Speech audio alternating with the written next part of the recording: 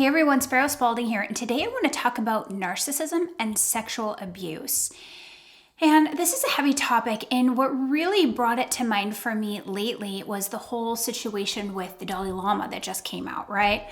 That everybody saw the video of him kissing the little boy and then asking him to suck his tongue, and we're going to get into that. But I really wanted to do a video about sexual abuse in general because in order to be a predator, you have to be a narcissist. Now, you might be a sociopath or you might even be a psychopath too, who knows? But you at least have to be a narcissist in order to be a predator. Now, it doesn't mean that all narcissists are sexual predators. That is not what I'm saying, okay? So please, no hate mail. But in order to be a predator, one must be narcissistic, right? And if you look at a lot of the behaviors of sexual groomers and sexual abuse predators, right?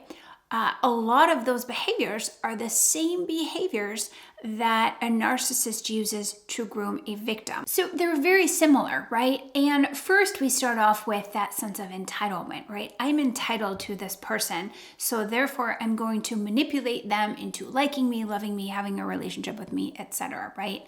And then that whole manipulation in and of itself, very narcissistic, right? Very self-centered. They're not going to be honest. They're not going to be authentic. They're going to be a version of themselves, or what some people call the personal representative, to attract you in, to suck you in, to manipulate you, right? And then they're going to do their thing, right? And abusers are very much the same way. Now, not all abusers are groomers. Some people will just go in, they seize an opportunity, and they haven't groomed that victim, right? And that's where, that behavior can really go into the sociopathic and even psychopathic realms, in my humble opinion. But, the average narcissist will spend some time grooming their victim, right? So when I looked at the whole situation with the Dalai Lama, I was horrified at first, right? I was just like, what in the world? And I was just so disenchanted. I was like, yeah, here's another religious leader going after little children, little boys, right? This seems to be an age-old issue since the dawn of man. And then, a few people on the internet said, well, wait a second, this is cultural, and, he didn't really mean this, and, he misspoke, and we are not understanding the culture and the tradition, yada, yada, right? And so I thought, okay, fair enough. Let me dive into this a little bit. Maybe I'm making a hasty decision about the Dalai Lama. I'm not a Buddhist, by the way, but, he is this worldwide religious leader and mentor and figure, correct? So it's all right, let me go into this. And so I researched some Tibetan culture. I couldn't find anything that said it's customary for people to stick out their tongue and say, suck my tongue, right? And people said, no. It's not about that. He misspoke. He meant to say, eat my tongue. So I looked that up. Okay, researched that. Okay, yeah, there might be a custom where the Tibetans might say, okay, you've gotten everything else from me, now please eat my tongue or whatever, but they don't stick their tongue out waiting for somebody to eat it, right? This was a whole different level with what happened here. And by the way, as an aside, the Dalai Lama hasn't lived in Tibet. He moved to India in 1959. That was a long time ago, okay? So, talk about moving to Tibetan cultures over to India, they're not one and the same.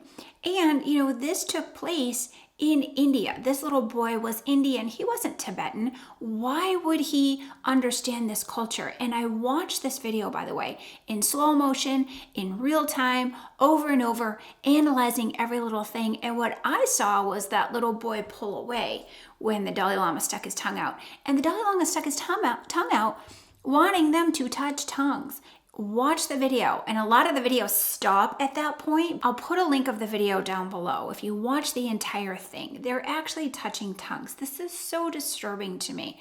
Now, again, I'm going to say this.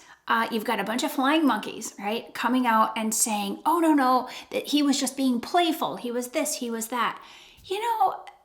I don't buy it. The guy is almost 90 years old. There's a certain way to be playful and appropriate. And there's a way to just be crass and rude and abusive and infringing upon this little boy's personhood and sovereignty. I mean, it's very violating behavior, in my opinion, in my educated and personal opinion. So there was somebody online who kind of gave this long explanation of why this wasn't abusive. And I wrote back and I said, no, I disagree, and here's the reasons why.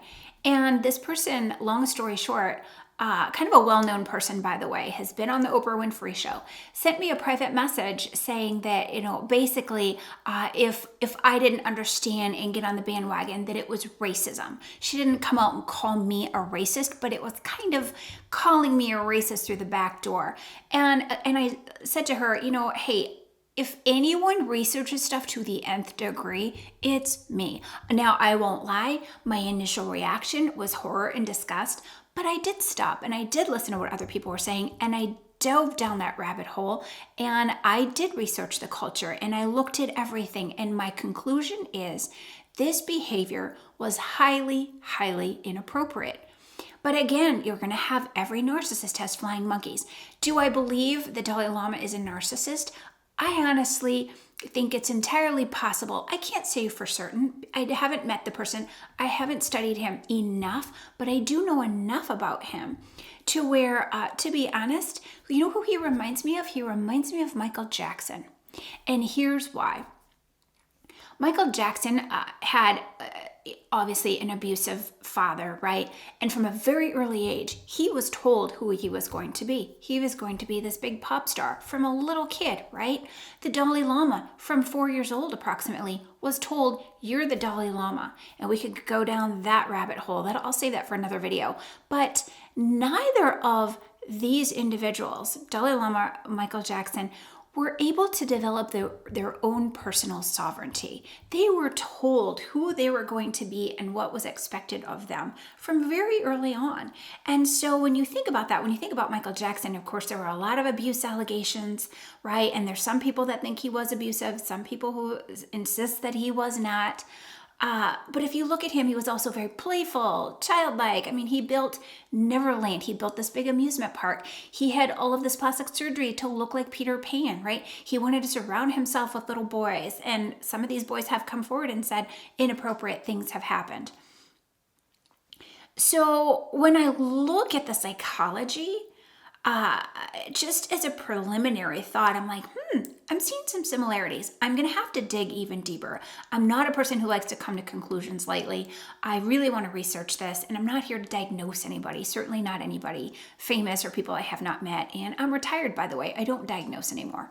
However, I do think that we need to be really, really careful here and not explain away obvious behavior and say, well, he was just being playful. Guess what? A lot of groomers are playful, right?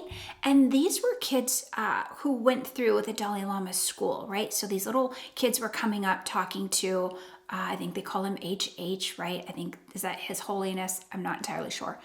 But so, is there any grooming going on? And is there sexual abuse allegations within the Buddhist community? There are. I will put links down below about those. And, we see it a lot in the religious community, right? And by the way, we know that a lot of narcissists are attracted to the religious community and being religious leaders, right? The power, the influence, the entitlement, all of that. The bottom line, narcissism and being a sexual predator do go hand in hand.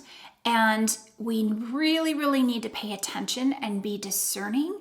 And just because someone's a religious figure or just because someone's rich and famous doesn't mean that they're immune, that we can make excuses, that they're not a predator, that they're not a narcissist. So really, really think about this. If you're on the fence about this, do your own research. I really encourage you to do your own research.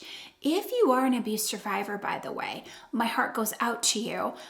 It is a tough thing to deal with, and especially if you've grown up with narcissists in your life or your abusers have been narcissists. I do want to recommend my book, Uncaged. trauma recovery using facet integration technique. It is my theory on trauma and trauma recovery. It's a workbook and a book. I talk about my personal experiences in here along with several of my clients over the years. And it really is a how-to for getting unstuck, moving forward from narcissistic abuse and just, general traumas that everyone experiences in life, big or small. Anyway, guys, if this was helpful, please click below, like, share, and subscribe. As always, hug yourself from me, and we'll see you next time.